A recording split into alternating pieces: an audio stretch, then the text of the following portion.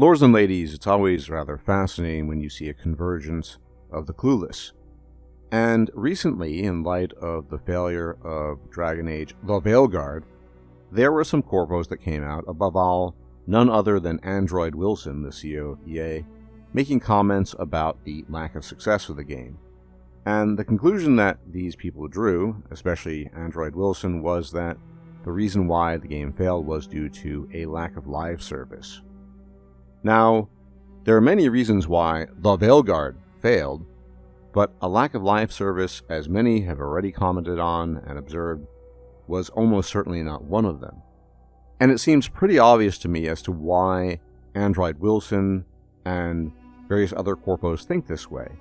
You see, what I've observed over the years, and I'm by no means an expert, but I think my observation is accurate because you observe it long enough and it seems to stick, is that all these corpos, way at the top, they don't play games, they're not gamers, they have no idea what's going on in terms of the games they actually produce. They only and exclusively look at numbers, sales, shares, blah blah blah, that sort of thing. And so, when they look at a failure such as Dragon Age The Veilguard, they come to the erroneous conclusion that the reason why this game didn't sell well is because it isn't live service or because it's not like FIFA or Madden football, right? Games that have effectively nothing to do with the genre of Dragon Age The Veilguard, and games that could never really even compete because they're in a completely different classification of genre and target a completely different audience. And more obviously, they are huge games with a vastly larger fan base, that's pretty clear. And so the logic here is simply missing. You cannot look at a game in the Dragon Age series, or really any RPG, and then try to measure it up to something like FIFA or John Madden football and say, well, the reason why this single-player RPG game didn't do well was because there wasn't enough live service in it, there wasn't enough engagement, so to speak, and therefore, in the future, this is what EA needs to focus on. Now, I don't know the numbers exactly, but I suspect that, yeah, overall, generally speaking, games such as FIFA or John Madden sell better. They have a much bigger player base and a much bigger investment in the genre as a whole.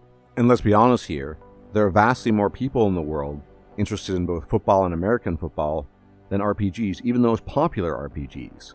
I would hazard to guess, for example, that FIFA is significantly more popular than, say, Baldur's Gate 3 in its totality. Now, I get it, on the one hand, because as a shareholder, as a CEO of a company, Android Wilson needs to make money. That's the purpose of his existence, hence his name, Android Wilson. But drawing these type of conclusions is just way off the mark.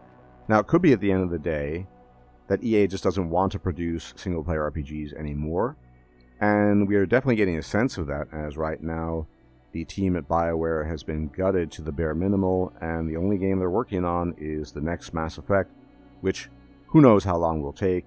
Maybe it'll arrive sometime in the 2030s. If we're all still alive, maybe we'll see it. It probably won't be good, but it still doesn't change the fact that the wrong observations have been made and the wrong conclusions have been drawn here. And I can't emphasize this enough. Most CEOs of this sort, the corporate type, like the Android Wilsons of the world, or the Bobby Koticks, they are completely out of touch with gamers, and more importantly, completely out of touch with games. They don't know the details of the games, they don't care, they just want to see numbers. And I get it, that's the purpose of their existence, I'm not even faulting them for that. But to be so blind to the reality on the ground is a little bit disconcerting, to say the least. Okay, so you have this total misassessment on the part of the corpos regarding Dragon Age The Veilguard. But I want to tie this into another element here. I said at the beginning of the video that there's a convergence of cluelessness here. And whilst the corpos out there are definitely clueless when it comes to what people want in terms of games, and even the core elements of games, there's actually a lot of overlap between them and developers. Now let me explain.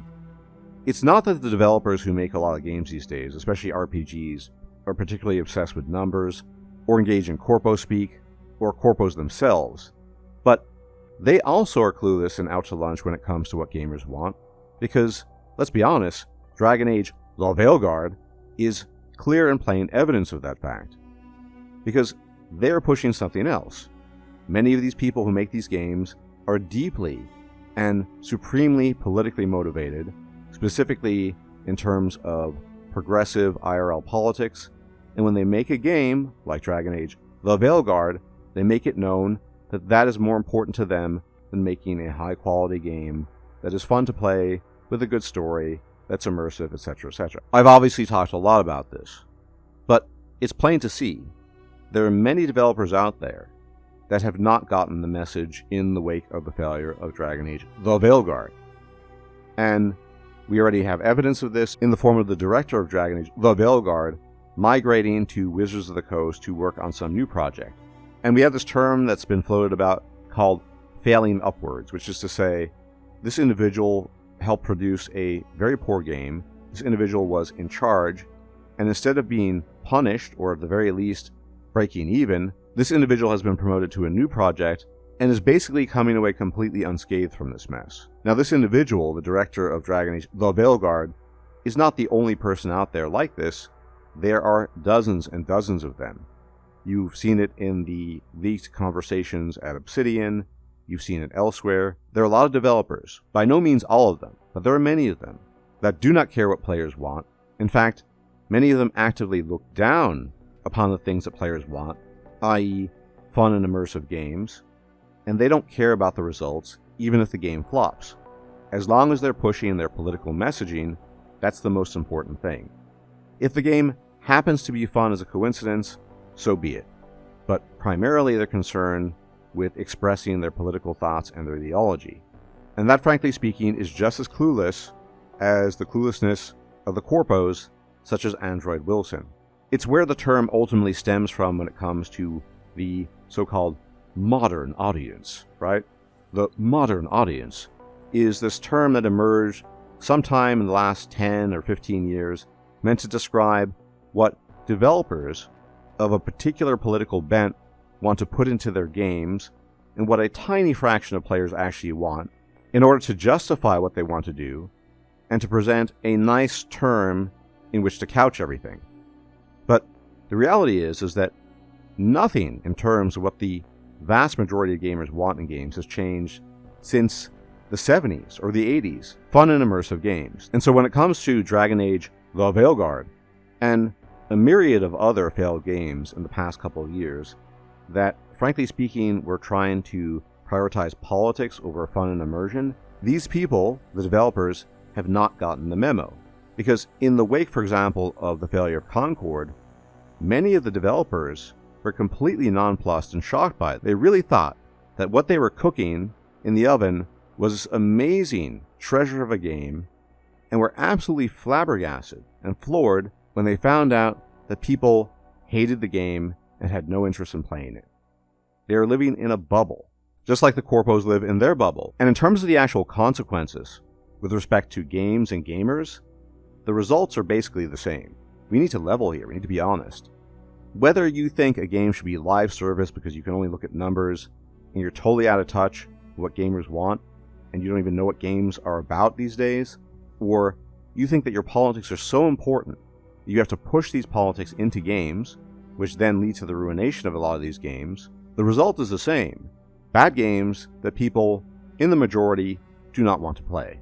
And so we end up with this deadly and toxic combination of corpo overlords that are clueless in their own right with respect to the things I've mentioned, and developers who are also clueless, and more importantly, really don't care that they're clueless when it comes to the types of games they're making. Because they have different priorities to the priorities of players, and when they push out slop like Dragon Age The Veilguard, they don't bat an eyelash, they just blame it on the so-called chuds and decide to move on.